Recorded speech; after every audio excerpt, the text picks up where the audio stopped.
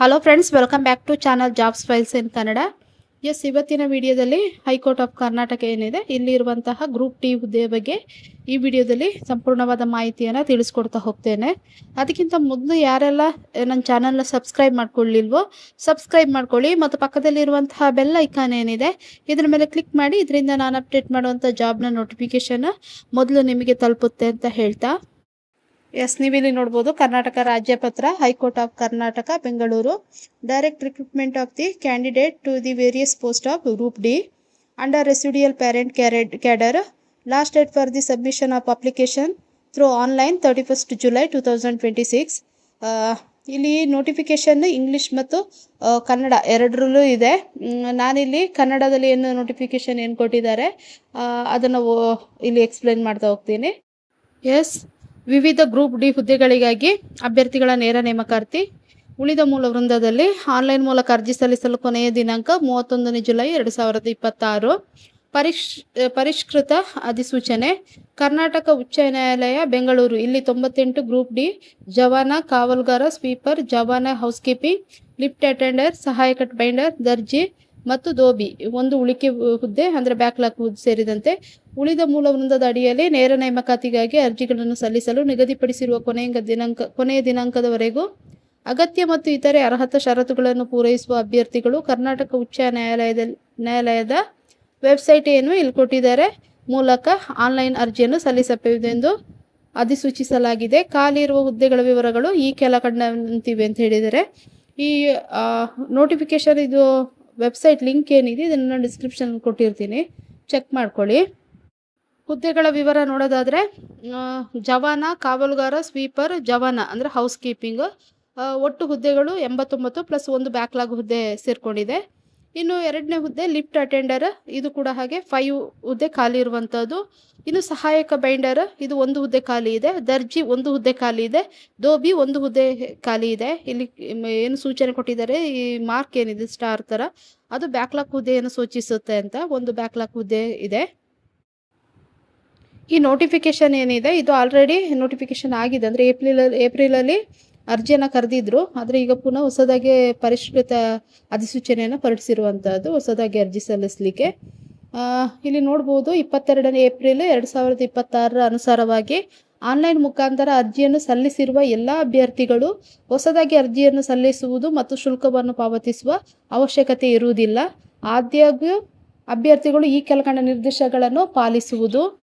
ಇನ್ನು ಪರಿಶಿಷ್ಟ ಜಾತಿಯಡಿಯಲ್ಲಿ ಮೀಸಲಾತಿಯನ್ನು ಕೋರಿದ ಅಭ್ಯರ್ಥಿಗಳು ಕಡ್ಡಾಯವಾಗಿ ಒಳ ಮೀಸಲಾತಿಯ ಅಂದರೆ ಪ್ರವರ್ಗ ಎ, ಬಿ ಮತ್ತು ಸಿ ಮಾಹಿತಿಯನ್ನು ಒದಗಿಸತಕ್ಕದ್ದು ಮತ್ತು ಜಾತಿ ಪ್ರಮಾಣ ಪತ್ರವನ್ನು ಆನ್ಲೈನ್ ಲಿಂಕ್ ಏನಿಲ್ಲಿ ಕೊಟ್ಟಿದ್ದಾರೆ ಇಲ್ಲಿ ಅಪ್ಲೋಡ್ ಮಾಡುವಂತೆ ಸೂಚಿಸಲಾಗಿದೆ. ಎಲ್ಲ ಅಭ್ಯರ್ಥಿಗಳು SSLC 10ನೇ ತರಗತಿ ಹೊರತುಪಡಿಸಿ ಹೆಚ್ಚುವರಿ ವಿದ್ಯಾಭ್ಯಾಸ ಹೊಂದಿದ್ದಲ್ಲಿ ಸಂಬಂಧಪಟ್ಟ ವಿವರಗಳನ್ನು ಒದಗಿಸಬೇಕು ಮತ್ತು ಸಂಬಂಧಿಸಿದ ದಾಖಲೆಗಳನ್ನು ಆನ್ಲೈನ್ ಲಿಂಕ್ ಏನಿಲ್ಲಿ ಕೊಟ್ಟಿದ್ದಾರೆ ಇಲ್ಲಿ ಅಪ್ಲೋಡ್ ಮಾಡಬೇಕು. ಇನ್ನು ನೀವು ಅಭ್ಯರ್ಥಿಗಳು ಅಪ್ಲಿಕೇಶನ್ ಹಾಕುವಾಗ ಏನು ನೀವು ಕ್ವಾಲಿಫಿಕೇಶನ್ ಹೊಂದಿದ್ದೀರಾ, ಏನು ನಿಮ್ಮ ವಿದ್ಯಾರ್ಹತೆ ಅದನ್ನು ಕಂಪ್ಲೀಟ್ ಆಗಿ ತಿಳಿಸಬೇಕು. ಇಲ್ಲಿ ಕೊಟ್ಟಿದ್ದಾರೆ SSLC 10ನೇ ತರಗತಿ ಹೊರತುಪಡಿಸಿ ಹೆಚ್ಚಿನ ವಿದ್ಯಾರ್ಹತೆ ಹೊಂದಿದ್ದು ಮತ್ತು ಸಂಬಂಧಿಸಿದ ಮಾಹಿತಿಯನ್ನು ಮರೆಮಾಚಿದಲ್ಲಿ ಅಭ್ಯರ್ಥಿಯು ದಂಡಕ್ಕೆ ಗುರಿಪಡಿಸಲಾಗುತ್ತದೆ ಎಂದು ಅಭ್ಯರ್ಥಿಗಳಿಗೆ ಸೂಚಿಸಲಾಗಿದೆ. ಹಾಗಾಗಿ ನೀವು ಏನು ಎಜುಕೇಷನ್ ಪಡ್ಕೊಂಡಿದ್ದೀರಾ ಅದನ್ನು ನೀವು ಮೆನ್ಷನ್ ಮಾಡಬೇಕು. ಅಭ್ಯರ್ಥಿಗಳು ಮೇಲೆ ಕೇಳಿದಂತಹ ಮಾಹಿತಿಯನ್ನು ಒದಗಿಸದಿದ್ದ ಪಕ್ಷದಲ್ಲಿ ಅಂತಹ ಅರ್ಜಿಗಳನ್ನು ಮುಂದಿನ ಪ್ರಕ್ರಿಯೆಗೆ ಪರಿಗಣಿಸಲಾಗುವುದಿಲ್ಲ ಅಂತ ಹೇಳಿದ್ದಾರೆ. ಇನ್ನು ಖಾಲಿ ಹುದ್ದೆಗಳ ವರ್ಗೀಕರಣ. ಗ್ರೂಪ್ ಡಿ ಜವಾನ, ಕಾವಲುಗಾರ, ಸ್ವೀಪರ್, ಜವಾನ ಹೌಸ್ ಕೀಪಿಂಗ್ ಉಳಿದ ಮೂಲದ ವೃಂದದ 90 ಹುದ್ದೆಗಳು ಇನ್ನು ಒಂದು ಬ್ಯಾಕ್ಲಾಗ್ ಹುದ್ದೆಯನ್ನು ಒಳಗೊಂಡಂತೆ ಇಲ್ಲಿ ಯಾವ ಮೀಸಲಾತಿ ಪ್ರಕಾರ ಇಲ್ಲಿ ಕೊಟ್ಟಿದ್ದಾರೆ ಇದನ್ನು ನಾನು ಎಕ್ಸ್ಪ್ಲೇನ್ ಮಾಡೋದಿಲ್ಲ. ನೀವು ವಿಡಿಯೋನ ಪಾಸ್ ಮಾಡಿ ಚೆಕ್ ಮಾಡ್ಕೊಳ್ಳಿ ಯಾರ್ಯಾರಿಗೆ ಎಷ್ಟೆಷ್ಟು ಪೋಸ್ಟ್ ಇದೆ ಅಂತ ಹೇಳಿ. ಟೋಟಲು 89 ಪ್ಲಸ್ 1 ಟೋಟಲು 90 ಹುದ್ದೆ ಅರ್ಜಿಯನ್ನು ಕರೆದಿರುವಂಥದ್ದು. ಲಿಫ್ಟ್ ಅಟೆಂಡರ್ ಉಳಿದ ಮೂಲ ವೃಂದದ 5 ಹುದ್ದೆಗಳು. ಇದು ಕೂಡ ಹಾಗೇನೆ ಮೀಸಲಾತಿ ಯಾವ ರೀತಿ ಇದೆ ಅಂತೇಳಿ ಚೆಕ್ ಮಾಡ್ಕೊಳ್ಳಿ ವಿಡಿಯೋನ ಪಾಸ್ ಮಾಡಿಕೊಂಡು, ನಾನಿಲ್ಲಿ ಎಕ್ಸ್ಪ್ಲೇನ್ ಮಾಡೋದಿಲ್ಲ. ಸಹಾಯಕ ಬೈಂಡರು 1 ಹುದ್ದೆ ಖಾಲಿ ಇರುವಂಥದ್ದು. ದರ್ಜಿ ಕೂಡ ಹಾಗೆ 1 ಹುದ್ದೆ, ದೋಬಿ 1 ಹುದ್ದೆ ಖಾಲಿ ಇದೆ. ಇನ್ನು ಅಭ್ಯರ್ಥಿಗಳು ಉಳಿದ ಮೂಲ ವೃಂದದ ಅಡಿಯಲ್ಲಿ ಒಂದಕ್ಕಿಂತ ಹೆಚ್ಚು ಗ್ರೂಪ್ ಡಿ ವೃಂದದ ಹುದ್ದೆಗಳಿಗೆ ಅರ್ಜಿ ಸಲ್ಲಿಸಲು ಬಯಸಿದರೆ ಅವನು ಅಥವಾ ಅವಳು ಪ್ರತಿ ವೃಂದಕ್ಕೆ ಅಧಿಕೃತ ವೆಬ್ಸೈಟ್ನಲ್ಲಿ ಒದಗಿಸಲಾದ ಆಯಾ ಲಿಂಕ್ಗಳ ಮೂಲಕ ಪ್ರತ್ಯೇಕವಾಗಿ ಅರ್ಜಿ ಸಲ್ಲಿಸಬೇಕು. ಅರ್ಜಿ ಸಲ್ಲಿಸುವ ಸಮಯದಲ್ಲಿ ಅನ್ವಯಿಸಿದರೆ ತಮ್ಮ ಅನುಭವ ಪ್ರಮಾಣ ಪತ್ರವನ್ನು ಮೀಸಲಾತಿ ದಾಖಲೆಗಳೊಂದಿಗೆ ಭಾಗ ಬಿ ಪಾರ್ಟ್ 2 ಅಲ್ಲಿ ಉಲ್ಲೇಖಿಸಿರುವಂತೆ ತಪ್ಪದೆ ಅಪ್ಲೋಡ್ ಮಾಡಬೇಕು. ವೇತನ ಶ್ರೇಣಿ ನೋಡ್ಬೋದು. ಈ ಕೆಳಗಿನ ವೃಂದಗಳಿಗೆ ವೇತನ ಶ್ರೇಣಿಯ ಇತರ ಭತ್ಯೆಗಳೊಂದಿಗೆ ಈ ಕೆಳಗಂಡಂತಿವೆ. ಹುದ್ದೆಗಳ ವಿವರಗಳು: ಜವಾನ, ಕಾವಲುಗಾರ, ಸ್ವೀಪರ್, ಜವಾನ ಹೌಸ್ ಕೀಪಿಂಗ್, ಸಹಾಯಕ ಬೈಂಡರ್, ದೋಬಿ.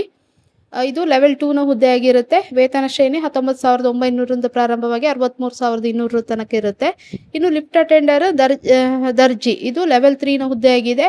ಸ್ಯಾಲ್ರಿ 21,700ರಿಂದ ಪ್ರಾರಂಭವಾಗಿ 69,100 ತನಕ ಇರುತ್ತೆ. ಅರ್ಹತಾ ಮಾನದಂಡಗಳು: ವಿದ್ಯಾರ್ಹತೆ. ಅರ್ಜಿ ಸಲ್ಲಿಸಲು ನಿಗದಿಪಡಿಸಿರುವ ಕೊನೆಯ ದಿನಾಂಕದಂದು ಅಭ್ಯರ್ಥಿಯು ಈ ಕೆಳಗಿನ ಅರ್ಹತೆಗಳನ್ನು ಹೊಂದಿರಬೇಕು: ಜವಾನ, ಕಾವಲುಗಾರ, ಸ್ವೀಪರ್, ಜವಾನ ಹೌಸ್ ಕೀಪಿಂಗ್ 10ನೇ ತರಗತಿ ಅಥವಾ ತತ್ಸಮಾನ ಪರೀಕ್ಷೆಯಲ್ಲಿ ತೇರ್ಗಡೆ ಹೊಂದಿರಬೇಕು. ಲಿಫ್ಟ್ ಅಟೆಂಡರ್ 10ನೇ ತರಗತಿ ಅಥವಾ ತತ್ಸಮಾನ ಪರೀಕ್ಷೆಯಲ್ಲಿ ತೇರ್ಗಡೆ ಹೊಂದಿರಬೇಕು ಮತ್ತು ಲಿಫ್ಟ್ ಮೆಕ್ಯಾನಿಸಮ್ನಲ್ಲಿ ಅನುಭವವನ್ನು ಹೊಂದಿರಬೇಕು. ಸಹಾಯಕ ಬೈಂಡರ್ 10ನೇ ತರಗತಿ ಅಥವಾ ತತ್ಸಮಾನ ಪರೀಕ್ಷೆಯಲ್ಲಿ ತೇರ್ಗಡೆ ಹೊಂದಿರಬೇಕು ಮತ್ತು ಬೈಂಡಿಂಗ್ ಕೆಲಸದಲ್ಲಿ 2 ವರ್ಷಗಳ ಅನುಭವವನ್ನು ಹೊಂದಿರಬೇಕು. ಇನ್ನು ದರ್ಜಿ 10ನೇ ತರಗತಿ ಮತ್ತು ತತ್ಸಮಾನ ಪರೀಕ್ಷೆಯಲ್ಲಿ ತೇರ್ಗಡೆ ಹೊಂದಿರಬೇಕು ಮತ್ತು ದರ್ಜಿ ಕೆಲಸದಲ್ಲಿ 3 ವರ್ಷಗಳ ಅನುಭವವನ್ನು ಹೊಂದಿರಬೇಕು. ದೋಬಿ 10ನೇ ತರಗತಿ ಅಥವಾ ತತ್ಸಮಾನ ಪರೀಕ್ಷೆಯಲ್ಲಿ ತೇರ್ಗಡೆ ಹೊಂದಿರಬೇಕು ಮತ್ತು ದೋಬಿ ಕೆಲಸದ ಅನುಭವವನ್ನು ಹೊಂದಿರಬೇಕು. ಇಲ್ಲಿ ಸೂಚನೆ ಕೊಟ್ಟಿದ್ದಾರೆ. 10ನೇ ತರಗತಿ ಅಥವಾ ತತ್ಸಮಾನ ಪರೀಕ್ಷೆ ಎಂದರೆ ಕರ್ನಾಟಕ ಸರ್ಕಾರದ ಸುತ್ತೋಲೆ ಸಂಖ್ಯೆ ಇಲ್ಲಿ ಏನು ಕೊಟ್ಟಿದ್ದಾರೆ, ಇದರಲ್ಲಿ 27/2/2018ರಲ್ಲಿ ನಿಗದಿಪಡಿಸಲಾಗಿರುವ ವಿದ್ಯಾರ್ಹತೆಗಳು ಮತ್ತು ಕೋರ್ಸ್ಗಳಾಗಿರುತ್ತೆ ಅಂತೇಳಿ ತಿಳಿಸಿದ್ದಾರೆ. ವಯೋಮಿತಿ ಏಜ್ ಲಿಮಿಟ್: ಅಭ್ಯರ್ಥಿಗಳು ಅರ್ಜಿ ಸಲ್ಲಿಸಲು ನಿಗದಿಪಡಿಸಲಾದ ಕೊನೆಯ ದಿನಾಂಕದಂದು ಎಲ್ಲ ಪ್ರವರ್ಗದವರು ಕನಿಷ್ಠ 18 ವರ್ಷದವರಾಗಿರಬೇಕು ಮತ್ತು ಗರಿಷ್ಠ ವಯೋಮಿತಿ ಈ ಕೆಳಗಂಡಂತೆ ಇರತಕ್ಕದ್ದು. ಸಾಮಾನ್ಯ ಅಭ್ಯರ್ಥಿಗಳು GM ಅವರಿಗೆ 40 ವರ್ಷ, ಇತರೆ ಹಿಂದುಳಿದ ವರ್ಗ OBC ಅವರಿಗೆ 43 ವರ್ಷ, SC ST ಅಥವಾ ಕ್ಯಾಟಗರಿ 1 ಅವರಿಗೆ ಸೇರಿದವರಿಗೆ 45 ವರ್ಷಗಳ ತನಕ ಏಜ್ ಲಿಮಿಟ್ ಇದೆ. ಅಭ್ಯರ್ಥಿಗಳು ಆನ್ಲೈನ್ ಮೂಲಕನೇ ಅಥವಾ ಪಾವತಿ ಗೇಟ್ವೇ ಮೂಲಕ ಅರ್ಜಿ ಶುಲ್ಕವನ್ನು ಪಾವತಿಸಬೇಕು. ಸಾಮಾನ್ಯ ಅಭ್ಯರ್ಥಿಗಳಿಗೆ 200 ರೂಪಾಯಿ ಇರುತ್ತೆ, OBC ಅವರಿಗೆ 200, SC ST ಕ್ಯಾಟಗರಿ 1 ಅವರಿಗೆ 100 ರೂಪೀಸ್ ಎಕ್ಸಾಮ್ ಫೀಸ್, ಇದು ಅಪ್ಲಿಕೇಶನ್ ಫೀಸ್ ಇರುತ್ತೆ. ಇನ್ನು ಸೂಚನೆಗಳನ್ನು ಕೊಟ್ಟಿದ್ದಾರೆ ಇಲ್ಲಿ. ಅಭ್ಯರ್ಥಿಗಳು ಒಂದಕ್ಕಿಂತ ಹೆಚ್ಚು ಅರ್ಜಿಗಳಿಗೆ ಶುಲ್ಕವನ್ನು ಪಾವತಿಸಿದರೂ ಸಹ ಒಮ್ಮೆ ಪಾವತಿಸಿದ ಶುಲ್ಕವನ್ನು ಯಾವುದೇ ಸಂದರ್ಭದಲ್ಲೂ ಮರುಪಾವತಿಸಲಾಗುವುದಿಲ್ಲ ಎಂಬ ಅಂಶವನ್ನು ಅಭ್ಯರ್ಥಿಗಳು ಗಮನದಲ್ಲಿಟ್ಟುಕೊಳ್ಬೇಕು. ಕೊನೆ ಕ್ಷಣದಲ್ಲಿ ಅರ್ಜಿ ಸಲ್ಲಿಸುವಾಗ ಆಗಬಹುದಾದ ಒತ್ತಡಗಳನ್ನು ತಪ್ಪಿಸಲು ಅಭ್ಯರ್ಥಿಗಳು ಮುಂಚಿತವಾಗಿಯೇ ಆನ್ಲೈನ್ನಲ್ಲಿ ಅರ್ಜಿಯನ್ನು ಸಲ್ಲಿಸಬೇಕು. ಅಭ್ಯರ್ಥಿಗಳು ಅರ್ಜಿಯನ್ನು ಸಲ್ಲಿಸಲು ಹಾಗೂ ಅರ್ಜಿ ಶುಲ್ಕವನ್ನು ಪಾವತಿಸಲು ದಿನಾಂಕ 31/7/2026 ರಾತ್ರಿ 11:59 ತನಕ ನಿಗದಿಪಡಿಸಲಾಗಿರುತ್ತದೆ. ಅವಶ್ಯಕತೆಗಳನ್ನು ಪೂರೈಸದ ಅರ್ಜಿಗಳನ್ನು ಪರಿಗಣಿಸಲಾಗುವುದಿಲ್ಲ. ಸಂದರ್ಶನಕ್ಕೆ ಕರೆಯಲ್ಪಡುವ ಅಭ್ಯರ್ಥಿಗಳಿಗೆ ಸಂದರ್ಭಾನುಸಾರ ತಿಳಿಸಲಾಗುವುದು. ಇಲ್ಲಿ ಇಂಪಾರ್ಟೆಂಟ್ ಸೂಚನೆಗಳನ್ನು ಕೊಟ್ಟಿದ್ದಾರೆ, ಅದನ್ನು ನಾನಿಲ್ಲಿ ಎಕ್ಸ್ಪ್ಲೇನ್ ಮಾಡ್ತಾ ಇಲ್ಲ. ನೀವು ಅಪ್ಲಿಕೇಶನ್ ಹಾಕ್ಲಿಕ್ಕಿಂತ ಮುಂಚಿತವಾಗಿ ನೋಟಿಫಿಕೇಷನ್ನ ಡೀಟೇಲ್ ಆಗಿ ಓದ್ಕೊಂಡು ಆಮೇಲೆ ಅಪ್ಲಿಕೇಶನ್ ಹಾಕಿ. ಯಾವುದೇ ಮಿಸ್ಟೇಕ್ ಮಾಡಬೇಡಿ ಅಪ್ಲಿಕೇಶನ್ ಹಾಕುವಾಗ. ಇನ್ನು ನೀವು ಅಪ್ಲಿಕೇಶನ್ ಹಾಕ್ಲಿಕ್ಕಿಂತ ಮುಂಚೆ ವ್ಯಾಲಿಡ್ ಆಗಿರುವಂತಹ ಒಂದು ಇಮೇಲ್ ID ಇರಬೇಕು ಮತ್ತು ಆ್ಯಕ್ಟಿವ್ ಆಗಿರುವಂಥ ಮೊಬೈಲ್ ನಂಬರ್ ಇರಬೇಕು. ಯಾವುದೇ ಈ ಎಕ್ಸಾಮ್ಗೆ ಸಂಬಂಧಿಸಿದಂತಹ ಯಾವುದೇ ಸೂಚನೆಗಳನ್ನು ಅವರು ಮಾಹಿತಿಯನ್ನು ಈ ಇಮೇಲ್ ಅಥವಾ ಮೊಬೈಲ್ ನಂಬರ್ ಏನಿದೆ SMS ಇದರ ಮೂಲಕನೇ ತಿಳಿಸುವಂಥದ್ದು. ಇನ್ನು ಇಲ್ಲಿ ನೀವು ನೋಡ್ಬೋದು, ಕಲ್ಯಾಣ ಕರ್ನಾಟಕ ರೀಜನ್ಗೆ ಸಂಬಂಧಿಸಿದಂತೆ ಟೋಟಲ್ 8 ಪೋಸ್ಟ್ ಪಿಯೋನು, ಸೀಪರ್, ಇನ್ನು ಪಿಯೋನ್ ಹೌಸ್ ಕೀಪಿಂಗ್ ಈ ಹುದ್ದೆಗಳಿಗೆ ಅರ್ಜಿಯನ್ನು ಕರೆದಿರುವಂಥದ್ದು. ಇಲ್ಲಿ ನೋಡ್ಬೋದು group D classification of vacancy group D ಇಲ್ಲಿ ಕೊಟ್ಟಿದ್ದಾರೆ. ಮೀಸಲಾತಿ ಇದೆಲ್ಲ, ನಾನು ಇದನ್ನು ಎಕ್ಸ್ಪ್ಲೇನ್ ಮಾಡ್ತಾ ಇಲ್ಲ. ವಿಡಿಯೋನ ಪಾಸ್ ಮಾಡಿ ಚೆಕ್ ಮಾಡ್ಕೊಳ್ಳಿ. ಟೋಟಲ್ 8 ಪೋಸ್ಟು ಖಾಲಿ ಇರುವಂಥದ್ದು.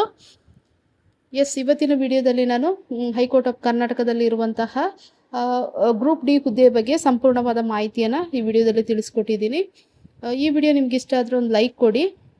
ಹಾಗೆ ನೀವೇನಾದರೂ ಎಲಿಜಿಬಲ್ ಇದ್ದು ನಿಮ್ಗೆ ಏನಾದರೂ ಇಂಟ್ರೆಸ್ಟ್ ಇದೆ ಈ ಹುದ್ದೆಗೆ ಅರ್ಜಿ ಸಲ್ಲಿಸಿ. ಹಾಗೆ ಯಾರಿಗೆ ಈ ವಿಡಿಯೋದ ಅವಶ್ಯಕತೆ ಇದೆಯೋ ಅವರೊಂದಿಗೆ ಈ ವಿಡಿಯೋನ ಶೇರ್ ಮಾಡ್ಕೊಳ್ಳಿ ಅಂತ ಹೇಳ್ತಾ, ಹಾಗೆ ಸಬ್ಸ್ಕ್ರೈಬ್ ಮಾಡ್ಕೊಳ್ಳೋದನ್ನು ಮರಿಬೇಡಿ ಅಂತ ಹೇಳ್ತಾ, ಥ್ಯಾಂಕ್ ಯು ಫಾರ್ ವಾಚಿಂಗ್.